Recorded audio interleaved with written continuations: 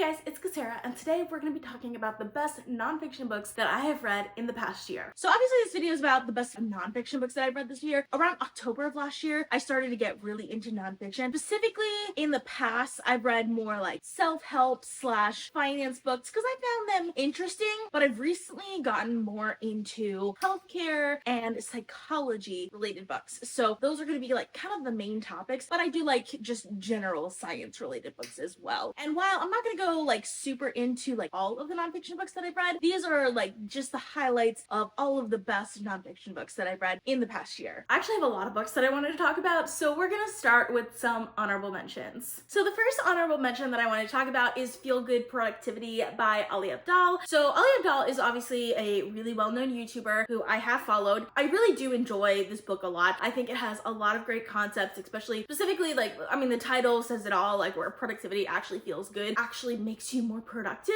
which I think is great. The only thing I will say about this book is, having watched his YouTube channel, I feel like I didn't get too much more from reading the book rather than just watching his channel, but I think it is nice just to have like all the ideas wrapped up into one cohesive book. So I thought it was great. I enjoyed it a lot. The only thing I don't agree with him on time blocking, but other than that, I think this book was fantastic. Next, I have a couple of like health related honorable mentions. How Not to Die by Dr. Micheal Greger and Good Energy by Dr. Casey Means. I feel like most of my health related books kind of went into like the same things to different degrees. How Not to Die, I think, specifically talks about nutrition a lot. Good Energy does go into a couple of other things, but not as deeply as much as How Not to Die goes into nutrition. But I actually have a favorite that I'm gonna get into later that I think if you're gonna read one of the books out of these three, that's the one I would recommend. But both of these are still really good reads if you want to read more than one. The next honorable mention I have is Thinking Fast and Slow by Daniel Kahneman. So this is a really interesting book. I think in the intro of this book, it talked about like books about thinking. This is definitely one of those books I'm gonna have to go back and read again because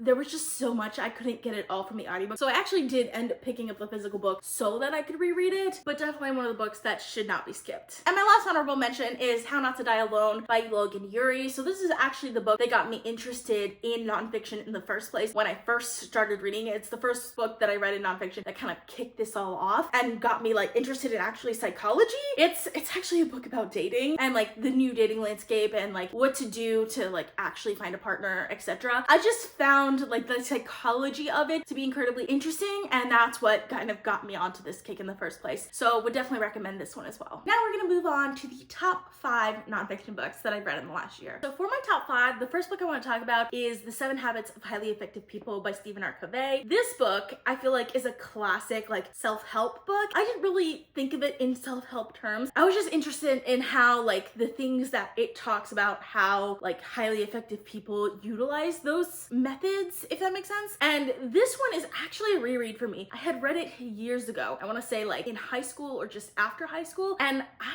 did not care for it back then. Having had like a corporate role for almost a decade now, this is a lot more interesting because I can see the things in this book being used at work by people and by organizations that like, it was just eye-opening that I didn't realize how those like different things worked. I can't even think of like specific things right now, but like I think one of the things was like have like general operating principles, like just things that if you have to make a decision, you come back to these like general like principles. And I feel like almost every company has like principles for people to use if they come into a situation that they're not sure of like what to use. So like it's so weird to see just like how widely like used the principles, or I guess the habits in this book, are actually used. It was definitely eye-opening, and I feel like this is definitely one of those books that pretty much everyone should read at one point in their life. So the next book is Predictably Irrational by Dan Ariely. I think that's how you pronounce his name. This one is about decisions and how people make decisions and how people make irrational decisions,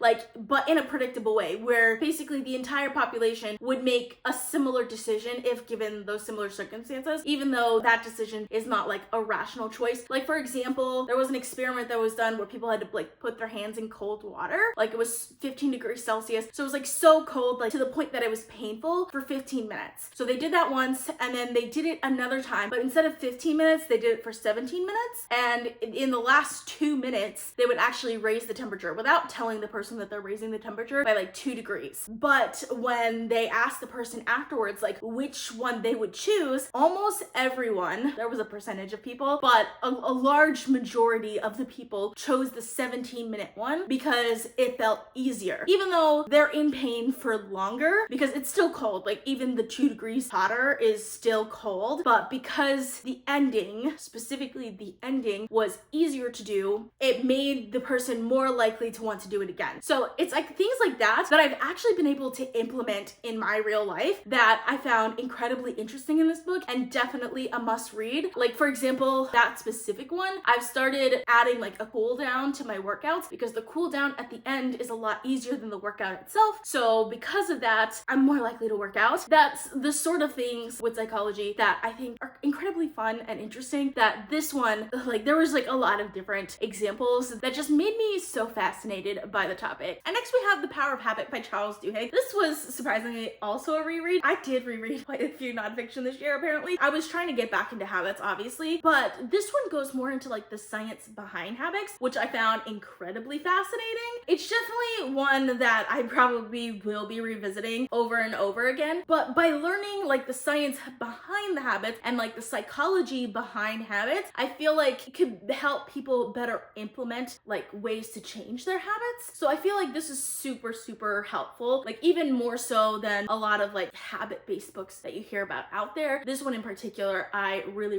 loved, and I think even if you're not looking to change habits or not looking for like self-help or anything, I just think it's fascinating. And then the number one health book that I read in the last year, so this is my second favorite nonfiction, but my favorite of like the health related nonfiction that I did is Outlive by Peter Attia, which this book is huge. Like it's basically a textbook. I did not realize that when I picked it up, but this is just the most well-rounded, I think, of all the health related books that I picked up, because it basically touches on every single like health related concept, but also it has like an interesting premise, which is specifically how to outlive like the rest of the population. Or basically it looks at like centenarians being people who've lived over 100 years, like the science behind how they lived that long and things like that, which I found extremely fascinating. I just feel like this went into like all the things that the other books were going into and then just kept going. It like covers all the aspects of health, like nutrition, fitness, mental health, emotional health, like all of those things in a way that was incredibly interesting and easily attainable by like the regular everyday person. Also, I think this would be pretty well attainable specifically for men as well. So like if you're looking for a gift for like a dad or a brother or something like that, I think this is like probably a good choice, especially if they're interested in health related things. Just the overall tone and everything in this book has that certain perspective, because obviously the author is male as well, but he's like the type of person that goes and works out and like builds muscle and things like that. So I think if people have like that type of mindset, this might be a book they're more likely to pick up versus the ones that are more nutrition related. And my favorite nonfiction that I read this year is The Psychology of Money by Morgan Housel. This one I feel like I knew a lot of going into it, but I feel like it was just a really good crossover for me, because in the past I had read a lot of books about money but not really